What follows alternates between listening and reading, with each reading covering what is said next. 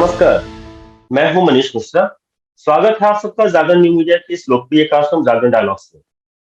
अपनी आर्थिक जिम्मेदारियों का निर्वाह करने के लिए हम सब नौकरी या बिजनेस करते हैं, लेकिन एक समय ऐसा भी आता है जब हम काम करने लायक नहीं रह जाते और 58 से 60 की उम्र में रिटायर हो जाते हैं। हालांकि खर्चे के लिए धन की जरूरत तब भी पड़ती है। तो आज हम चर्चा करेंगे कि 60 के बाद भी आपका जीवन हाथ से गुजरे, इसके लिए आपकी क्या प्लानिंग होनी चाहिए। चर्चा के लिए आज हमारे साथ हैं ऑप्टिमा मनी मैनेजर्स के सीईओ पंकज मकपाल जी। स्वागत है आपका। धन्यवाद सर जी। शुरुआत करते हैं रिटायरमेंट प्लानिंग को लेकर। वैसे तो फाइनेंशियल प्लानिंग का एक अहम हिस्सा है रिटायरमेंट प्लानिंग, लेकिन ज्यादातर लोग इसे इग्नोर कर देते हैं। ऐसे लोगों की क्या नीति होनी चाहिए सर? बिल्कुल, देखिए मनीष जी, ये बहुत ही इंपॉर्टेंट है और फाइनेंशियल प्लानिंग का आधार है बेसिकली। लेकिन होता यह है कि जिंदगी में जो चीज जल्दी दिखाई देती है, लोग पहले उनके लिए काम करना स्टार्ट करते हैं। तो होना तो ये चाहिए कि जैसे ही पहली सैलरी मिले तभी से रिटायरमेंट प्लानिंग के लिए काम करना स्टार्ट कर देना चाहिए। लेकिन शुरुआत में जब नौकरी लगती है तो लोग सोचते हैं कि ठीक है, पहले जो अपने शौक हैं वो पूरे कर लिए जाएं, कुछ कार खरीद लें, गैजेट्स बाय कर लें। और फिर होता ही है, कुछ सालों के बाद में फैमिली एक्सपेंशन स्टार्ट हो जाता है, शादी होती है, बच्चे हो जाते हैं और जिम्मेदारियां आती रहती हैं। तो जो होना चाहिए कि आप शुरुआत में करें, वो डिले होता चला जाता है और इसीलिए रिटायरमेंट प्लानिंग प्रॉपर नहीं हो पाती। और कई बार आपने भी एक्सपीरियंस किया होगा, आपने देखा होगा, बहुत से लोग 60 ईयर्स के बाद भी, मतलब एक जॉब से रिटायर होने के बाद भी दूसरा कोई पार्ट टाइम कुछ काम करने के लिए मजबूर रहते हैं, क्योंकि उतना सफिशिएंट कैश फ्लो मैनेज नहीं हो पाता है। तो इसके लिए जितनी जल्दी शुरुआत होगी उतना ही आसान होगा अपना रिटायरमेंट के बाद की जिंदगी को बेहतर बनाना। आपने बड़ी अच्छी बात कही कि शुरुआत जितनी जल्दी होगी उतना ही अच्छा होगा। निवेश और रिटायरमेंट प्लानिंग के मामले में बिल्कुल सटीक बैठता है। युवा जो अभी नौकरी की शुरुआत कर चुके हैं या जो 4-5 साल 7 साल पुराने हैं, जिनकी नौकरी चल रही है, उनके लिए आपकी क्या सलाह होगी कि रिटायरमेंट प्लानिंग के लिए उनको क्या करना चाहिए? देखिए, रिटायरमेंट प्लानिंग में दो फेजेस होते हैं। एक ये है वो वक्त जब आप पैसा जोड़ते हैं कि आप सेव करेंगे, उसको इन्वेस्ट करेंगे, ताकि एक उम्र के बाद आपके पास सफिशिएंट पैसा हो। और हम्म। रिटायरमेंट के बाद ये होता है कि जो पैसा इकट्ठा किया है वो पैसा सेफ रहे, थोड़ा बढ़े भी और पैसा मिले। अब हम बात कर रहे हैं कि जिन लोगों को 4-5 साल हो गए हैं, उन्हें क्या करना चाहिए। अब देखिए, 4-5 साल हुए तो मतलब अभी भी अगर हम ये लगाएं कि 30 साल की उम्र हो गई है और आपको 60 में रिटायर होना है, तो 30 साल का आपके पास करीब करीब वक्त है। तो लंबा वक्त है। अब ऐसे में क्योंकि इन्फ्लेशन की वजह से जो जरूरत है वो आपको ज्यादा पैसों की पड़ेगी। अगर आज हम ये कहें कि किसी को 50,000 रुपया महीना चाहिए रिटायरमेंट के बाद, तो आज से 30 साल के बाद की अगर बात करें तो वही आपको 50,000 की जगह महीने का 2.5 लाख रुपया शायद लगेगा। तो हम्म। इसके लिए पूंजी बड़ी चाहिए, आपको पूंजी भी 4 करोड़ 5 करोड़ की जरूरत पड़ेगी। तो दो चीजें हैं, एक तो जितना ज्यादा हो सके वो सेव करें। सेव करने के बाद उसके ऊपर रिटर्न्स भी बेहतर मिल सके, वो बहुत जरूरी है। क्योंकि पैसा सेव किया और उसके ऊपर आपने क्योंकि टैक्स भी पे किया, उसके ऊपर आपको रिटर्न्स भी जो है वो इन्फ्लेशन से भी कम मिल पाए, तो कहने का मतलब है कि जो पूंजी जुटानी है वो जुट नहीं पाएगी। तो इसके लिए सेव भी मैक्सिमम जितना कर सके उतना करें। अपनी सैलरी का 30-40% आप जरूर सेव करें और सेव करने के बाद ऐसी जगह पे निवेश करें जहां पर आपको अच्छे रिटर्न्स, मतलब कम से कम 12% 14% का रिटर्न एक्सपेक्टेड हो, ऐसी जगह पे इन्वेस्ट करना पड़ेगा। ये करना पड़ेगा वर्ड कहा मैंने, क्यों? अदरवाइज अगर कहीं 5-6% का रिटर्न मिलेगा तो जितनी पूंजी आपको चाहिए जुट नहीं पाएगी। तो इसके लिए थोड़ा सा प्लानिंग करें। ऐसा नहीं है तो प्लानिंग करनी पड़ेगी, लेकिन बेहतर रिटर्न्स के साथ अच्छी पूंजी जुटानी है, इस पर काम करना पड़ेगा। निश्चित रूप से आपने एक बात कही कि शुरुआत से ही इसमें, जैसे हम लोग इन्वेस्टमेंट प्लान अपना बनाते हैं, तो रिटायरमेंट कॉर्पस के लिए जो आपने टारगेट दिया इन्फ्लेशन को देखते हो, वो सारी बातें ठीक है। कितना हिस्सा अपनी सैलरी का, मान लीजिए जिसकी सैलरी अभी 50,000 रुपए है और वो 2.5 लाख रुपए का उसको जरूरत होगी उस समय, वही 50,000 जो है 2.5 लाख बन जाए रिटायरमेंट के बाद, ऐसे लोगों को कितने पैसे सेव करने चाहिए? अगर जब आपने कहा कि 12 से 14% का इंटरेस्ट रेट एवरेज हम देखें इक्विटी में मिल जाता है, तो उनको कितना इन्वेस्ट करना चाहिए? आपकी, क्योंकि अगर आप 30 साल 25 साल की प्लानिंग कर रहे हैं तो इस बीच में आपकी सैलरी कई बार बढ़ेगी। पहली बात, एवरेज ये कह सकते हैं कि 10% हर साल का। अब मेरी बात सुनने के बाद कई लोग ऐसा लगा होगा कि पिछले 2-3 साल में सैलरीज कम बढ़ी है बिकॉज कोरोना का पीरियड था। लेकिन हम 2 साल 3 साल को एक सैंपल नहीं ले सकते। आप जब 25-30 साल की बात करते हैं तो आप देखेंगे कि प्रमोशंस भी होंगे, सैलरीज भी बढ़ेगी, इकोनॉमी बढ़ेगी। और हमने पास्ट में भी ऐसा देखा है कि कई बार तो एवरेज अगर आप 10% का भी ग्रोथ मान के चलते हैं तो आसानी से पूरा हो सकता है, इसमें कोई डिफिकल्टी नहीं है। तो शुरुआत के दौर में आप भले ही छोटे अमाउंट से स्टार्ट करें। देखिए, अपनी सैलरी का 30% 40% बचाना ये पॉसिबल है। अब ये डिपेंड करता है पर्सन टू पर्सन। किसी घर में हो सकता है कि एक ही व्यक्ति कमाने वाला हो, पूरी फैमिली डिपेंडेंट हो। कहीं पर ऐसा भी हो सकता है कि मतलब ऑलरेडी फैमिली में सब कुछ है और स्पाउस भी अर्निंग है। बट किसी भी केस में मैं ये कहूंगा कि आपको ये जरूर ट्राई करना चाहिए कि 30-40% अपनी इनकम का आप सेव कर सकें। और शुरुआत में हो सकता है कि आपके पास दूसरी जिम्मेदारियां ना हो, तो उस वक्त पर मान लीजिए घर भी आपने नहीं लिया है, ईएमआई नहीं है, पेरेंट्स के साथ रह रहे हैं, तो ऐसे में आप बिल्कुल ज्यादा कमा सकते हैं, बचा सकते हैं। और जब थोड़ा सा टाइम बढ़ेगा, जब आपका खुद का या तो मान लीजिए आप रेंट पे कर रहे हैं, ईएमआई पे कर रहे हैं, बट उस वक्त तक इनकम भी थोड़ी बढ़ चुकी होगी, स्पाउस की इनकम भी कंबाइंड हो सकती है। तो किसी भी केस में आप आप आज से मतलब 30% 40% अपनी इनकम का सेव जरूर करें। तो अगर 50,000 की आप बात कर रहे हैं तो आराम से आप मतलब 15,000 रुपया, तो 15,000 20,000 रुपए की एसआईपी या कोई भी और जगह पे हम बात करेंगे उस बारे में भी, लेकिन आप बिल्कुल सेव करें। 15-20,000 रुपया आप इन्वेस्ट करें। जी। अब हम ऑप्शंस की बात करते हैं कि रिटायरमेंट के बाद ठाठ से जीवन गुजरे, उसके लिए कौन कौन से इन्वेस्टमेंट ऑप्शंस हैं और किन किन ऑप्शंस का सिलेक्शन किस तरह के लोगों को करना चाहिए? देखिए, रिटायरमेंट के बाद कई बार ये कहा जाता है इन जनरल कि आपको रिस्क नहीं लेना चाहिए। हम्म, रिस्क लेने का मतलब ये नहीं है कि आप मतलब क्रिप्टो में ट्रेडिंग कर रहे हैं या फिर स्टॉक में ट्रेडिंग कर रहे हैं। लेकिन ये बात जरूर जाननी चाहिए कि अगर 60 में कोई रिटायर हो रहा है और 85-90 ईयर्स की भी हम लाइफ एक्सपेक्टेंसी मानते हैं, तो अगले 30-35 साल या मतलब आपको उस पैसे पर गुजारा करना पड़ेगा। तो हम्म, ऐसे में यदि आप ये सोच लें कि मुझे नहीं, बस पैसा ऐसे रखा रहे, बस रिटर्न मिलते रहे, तो शुरुआत में तो अच्छा लगेगा कि अगर आपके पास में 1 करोड़ रुपया भी हो और 6% का ब्याज मिल जाए उसके ऊपर, तो भी आपको लगेगा कि ठीक है, काम चल जाएगा। लेकिन जैसे समय बढ़ेगा, तो जैसे हम आज बात कर रहे हैं कि आज 50,000 खर्चा कर रहे हैं तो बाद में 2.5 लाख लगेगा। तो अगर 60 की उम्र में 2.5 लाख लगेगा तो 80 की उम्र में तो ज्यादा लगेगा ना।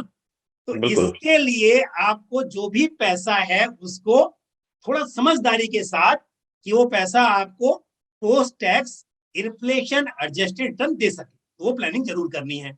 अब ऐसे में क्या करना है, कुछ स्कीम्स तो ऐसी होती हैं, अगर हम आज की बात करें, मुझे पता नहीं अगर हम यंग लोगों की बात करें तो उस टाइम पे क्या स्कीम होंगी, बट आज के हिसाब से अगर बात करें तो जैसे सीनियर सिटीजन सेविंग्स स्कीम है जो गवर्नमेंट ऑफ इंडिया ने शुरू की हुई है, सेफ है, 7.40% का इंटरेस्ट भी मिल रहा है, तो ऐसी हम्म, स्कीम को भी आपको शामिल करना चाहिए।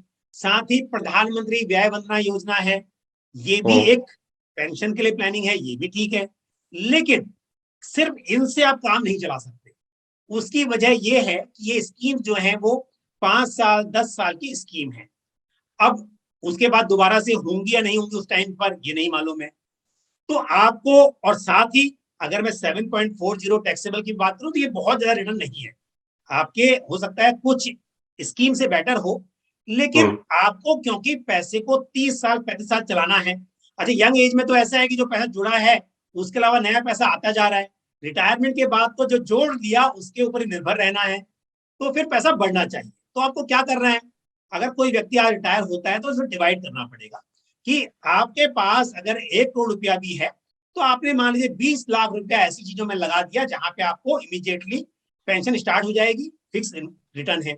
बट बाकी का 80% 70% आपको कुछ ऐसी जगह लगाना पड़ेगा जो समय के साथ अच्छा बढ़ेंगे। तो थोड़ा सा उसमें उतार चढ़ाव की संभावना रहेगी, मतलब गारंटीड रिटर्न वाली स्कीम नहीं होंगी, लेकिन समय के साथ बढ़ने की उम्मीद होगी। तो अगर आपके पास 1 करोड़ रुपया है, आपने पहला मान लीजिए 15 लाख 10 लाख कर दिया ऐसी स्कीम में, कुछ कर दिया दूसरे बॉन्ड्स वगैरह में, और आपका 70 लाख 60 लाख जो है वो आपका कुछ म्यूचुअल फंड स्कीम्स में आपने पार्क कर दिया। और म्यूचुअल फंड स्कीम में आप जानते हैं कि अलग अलग तरह की स्कीम्स होती हैं, ऐसा नहीं है कि वहां भी हाई रिस्क वाली और लो रिस्क वाली अलग स्कीम्स होती हैं। तो आपको मॉडरेट रिस्क के साथ पैसे को इन्वेस्ट करना चाहिए ताकि समय के साथ वो बढ़ सके। और जब आप शुरुआत के 5 6 साल 10 साल इन स्कीम से काम चला लेंगे, उन 10 सालों में म्यूचुअल फंड का पैसा कुछ बढ़ जाएगा और फिर वहां से आप विड्रॉ करेंगे। तो इस तरह से आपका पैसा बढ़ेगा भी और समय के साथ आपको जो कैश फ्लो मैनेज करना है उसके लिए मदद करेगा।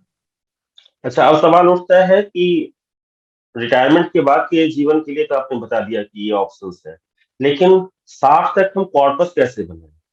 जो आपने इन्फ्लेशन एडजस्टेड रिटर्न की बात की है कि इन्फ्लेशन को बीट करते हुए, इन्फ्लेशन को, महंगाई को मात देते हुए रिटर्न मिलना चाहिए हमें, और वो भी 10 से 12% का।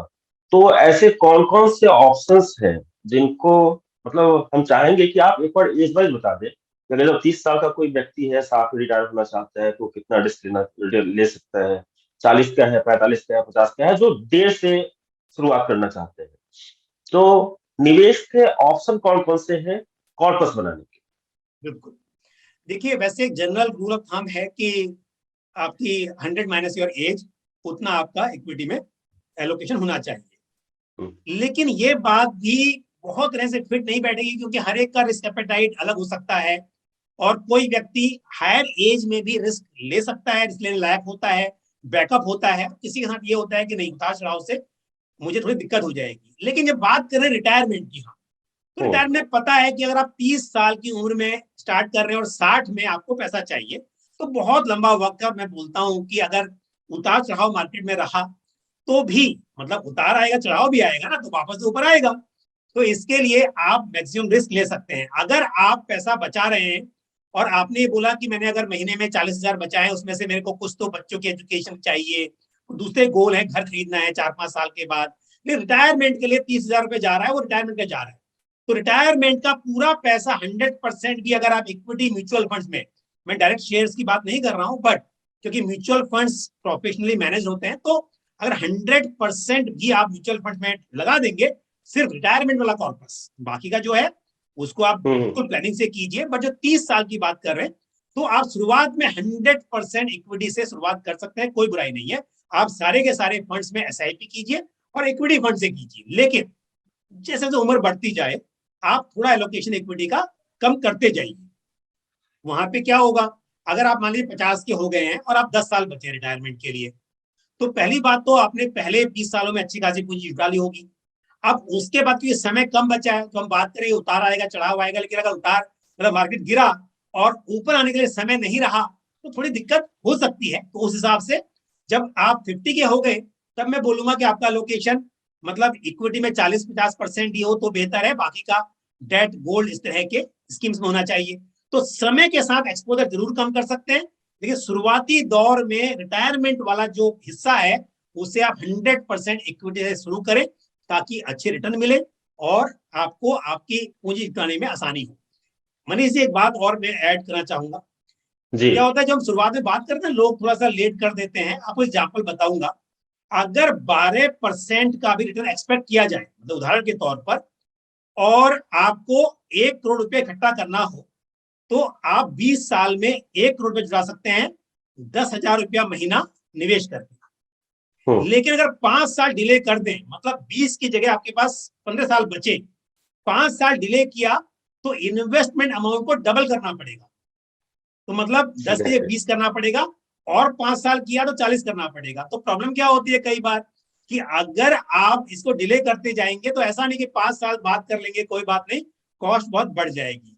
साथ ही रिटर्न्स 2-2% का बहुत फर्क पड़ेगा। तो अगर आप सोचते हो नहीं नहीं यार, मतलब इतना नहीं, 12-15 नहीं, अपना 8 ठीक है, ये सुनने में अच्छा लगता है, लेकिन क्या है, आज अगर ये सब नहीं प्लानिंग करोगे, तो भविष्य में जिस वक्त पर बहुत बड़े पैसे की जरूरत पड़ेगी, उस वक्त बहुत दिक्कत दिक्कत हो हो जाएगी। सकती है। तो इसके लिए दोनों बातें बहुत इंपॉर्टेंट है। अच्छा, आपने इक्विटी म्यूचुअल फंड की बात की। नेशनल पेंशन सिस्टम भी एक ऑप्शन है, इसके बारे में आप क्या कहेंगे? और किन लोगों को, जो एलोकेशन की हम बात कर रहे हैं 100% इक्विटी का, एनपीएस में क्या प्रावधान है, और एनपीएस किन लोगों के लिए बेहतर है? देखिए, एनपीएस और म्यूचुअल फंड्स दोनों ही एक ही प्रिंसिपल पर काम करते हैं। प्रिंसिपल मतलब यह है कि आपका जो पैसा है उसे कोई फंड मैनेजर मैनेज कर रहा है, और पैसा जो है वो मार्केट, मतलब रिटर्न जो है मार्केट लिंक्ड है। तो जैसा मार्केट परफॉर्म करेगा वैसे रिटर्न मिलेंगे। जब आप म्यूचुअल फंड में करते हैं तो भी आपके पास चॉइस है कि आप इक्विटी फंड में कर सकते हैं, डेट फंड में कर सकते हैं, हाइब्रिड में कर सकते हैं, जहां आपका पैसा इक्विटी डेट या फिर इक्विटी डेट गोल्ड सब में जा रहा है, इन्वेस्ट हो रहा है। इसी तरह से एनपीएस में भी आपके पास चॉइस है। ये चॉइस तो नहीं है कि आप 100% इक्विटी में कर सकें, लेकिन अप टू 75% आप इक्विटी में एलोकेट कर सकते हैं। बाकी आप corporate bonds, government securities, alternative investment इस तरह से एलोकेट कर सकते हैं। तो यदि मैं तो ये कहूंगा कि जरूरी नहीं है कि आपको एनपीएस में इन्वेस्ट करना है। अगर हम टैक्स की बात करें कि टैक्स बेनिफिट की थोड़ा सा वहां पे एक्स्ट्रा बेनिफिट मिलता है, तो उस हिसाब से कई बार इन्वेस्टर्स 50,000 रुपए तक वहां इन्वेस्ट करना चाहते हैं। बट हमें अभी हम बात कर रहे हैं रिटायरमेंट कॉर्पस इकट्ठा करने की। तो जी। यहाँ पे यदि मकसद ये है कि मुझे 100% इक्विटी में करना है, तो एनपीएस में वो चॉइस मिलेगी नहीं। तो अच्छा है कि आप डाइवर्सिफाइड म्यूचुअल फंड स्कीम्स, यानी कि आप लार्ज कैप, मिड कैप, थोड़ा पोर्शन स्मॉल कैप में भी रख सकते हैं, या फिर फ्लेक्सी कैप और मल्टी कैप फंड्स का सहारा ले सकते हैं। इस तरह से आप म्यूचुअल फंड में कर सकते हैं।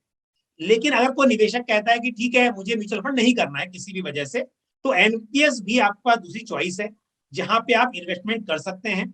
और यहाँ पर जब यंग हैं तो फिर जो मैक्सिमम परमिटेड लिमिट है कि 75% तक आप इक्विटी में एलोकेट कर सकते हैं, वो आपको जरूर करना चाहिए।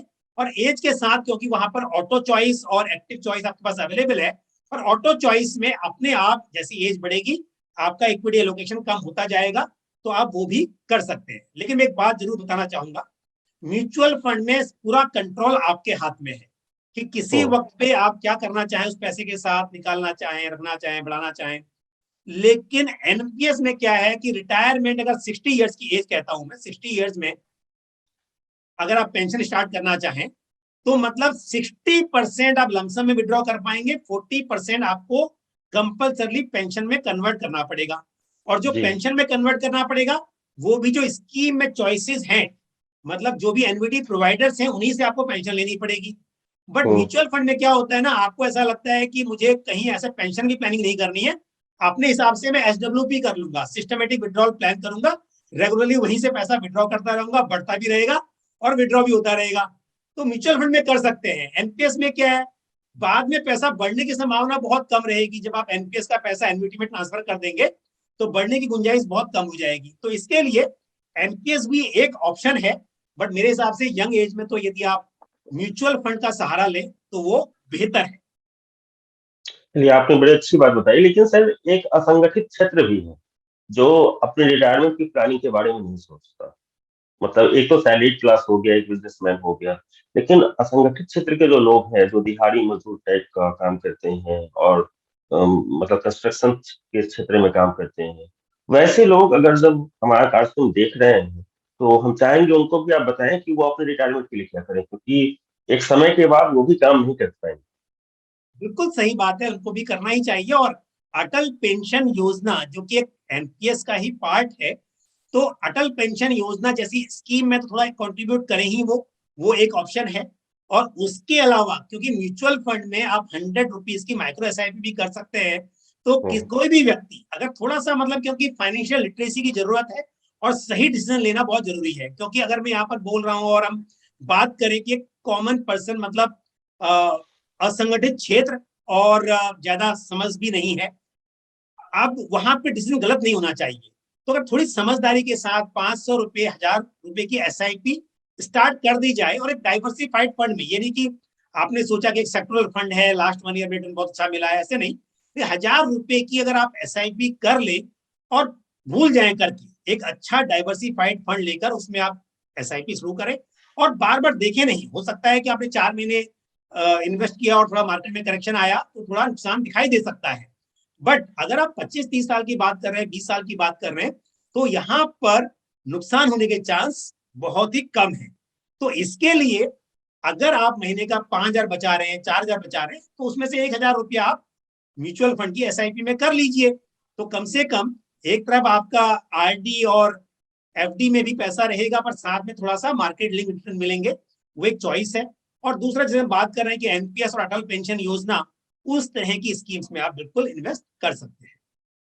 जी, अब हमने रिटायरमेंट के लिए लोगों को पैसा बचाना तो बताया कि क्या-क्या ऑप्शन है।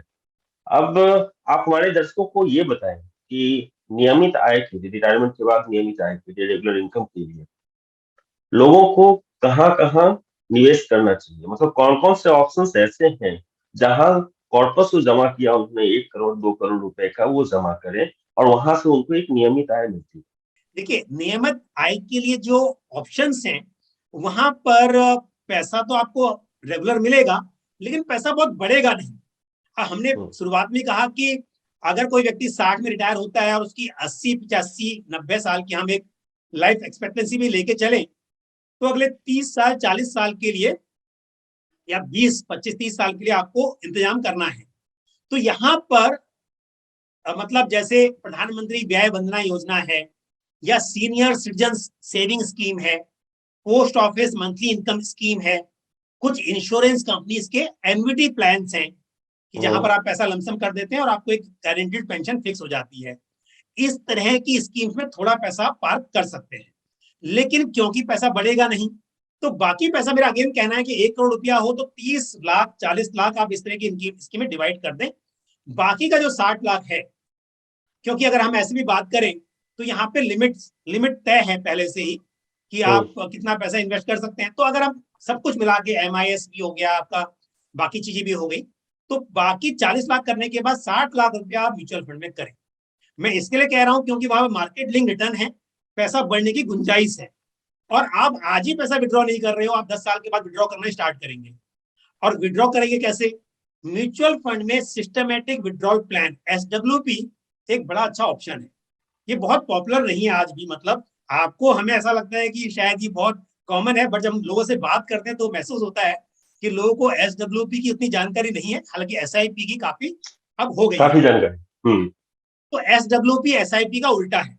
एसआईपी में क्या होता है कि आपके बैंक अकाउंट से पैसे कटते हैं और म्यूचुअल फंड की यूनिट्स आपको अलॉट होती हैं। एसडब्ल्यूपी उल्टा होता है, म्यूचुअल फंड की यूनिट रिडीम होती है और पैसा आपके अकाउंट में आ जाता है। तो आप पहले डिसाइड कर लेते हो कि हर महीना मुझे कितना पैसा चाहिए, कौन सी तारीख को चाहिए। तो आप जो स्कीम में आपने पैसा पार किया, एक स्कीम में या 4 स्कीम में जहां भी डिवाइड किया हुआ, आप पहले प्लानिंग कर लेंगे कि मुझे किस तारीख में इस स्कीम में से कितना पैसा विड्रॉ करना है। तो क्या होगा, समय के साथ, मतलब अगर वो पैसा बढ़ा है तो उसमें से विड्रॉ होगा, अगर पैसा नहीं बढ़ा है तो आपकी कैपिटल में से विड्रॉ होगा। बट मैंने शुरुआत में कहा कि आप 10 साल के बाद विड्रॉ कर रहे हो, 60 में रिटायर हुए, पैसा इन्वेस्ट कर दिया, पहले आपने काम चलाया उन स्कीम से जहां पे गारंटीड मिल रहा था, और 10 साल के हम्म, बाद ये पैसा ऑलरेडी थोड़ा तो बढ़ चुका होगा, तो मतलब जो बड़ा है उसमें से विड्रॉ कर रहे हो तो पैसा लंबा चलेगा, ऐसी उम्मीद आप कर सकते हैं, इस तरह प्लानिंग करेंगे तो। कई बार ऐसी भी गलती होती है, लोग जैसे ही पैसा आया पूरा पैसा डाला और अगले महीने से उम्मीद करते हैं वहां से आप एसडब्ल्यूपी स्टार्ट कर दें, तो पैसा बढ़ा नहीं, तो आप कैपिटल में से ही विड्रॉ कर रहे हो, वो थोड़ा सही नहीं रहेगा। थोड़ा टाइम दीजिए, 10 ना सही 5 साल, और फिर वहां से विड्रॉ कीजिए, तो वो बहुत ही अच्छा विकल्प है। और स्कीम का चुनाव इस तरह से हो, कुछ हाइब्रिड स्कीम्स को आप पोर्टफोलियो में रखिए ताकि वो बढ़े भी और थोड़ा पैसा थोड़ा सा कंपेरेटिवली कम वोलेटाइल हो, उतार चढ़ाव उसमें कम हो। तो ये एक बेस्ट स्ट्रेटेजी है कि आप थोड़ा फिक्स, थोड़ा मार्केट लिंक, इस तरह से इन्वेस्ट करें और एसडब्ल्यूपी का सहारा लें। चलिए, आपने हमारे दर्शकों को बहुत एनलाइटन किया है, बड़ी अच्छी जानकारी दी है। हमें आशा है कि पंकज जी ने रिटायरमेंट प्लानिंग को लेकर जो जानकारियां दी हैं वह आपके काम आएंगी। जागरण डायलॉग्स में हम हमेशा आपके फायदे की बात करते हैं। यह कार्यक्रम आप दैनिक जागरण के यूट्यूब चैनल पर भी देख सकते हैं और इसका आलेख आप जागरण.com पर कर सकते हैं। आप सबका बहुत बहुत धन्यवाद। बहुत धन्यवाद।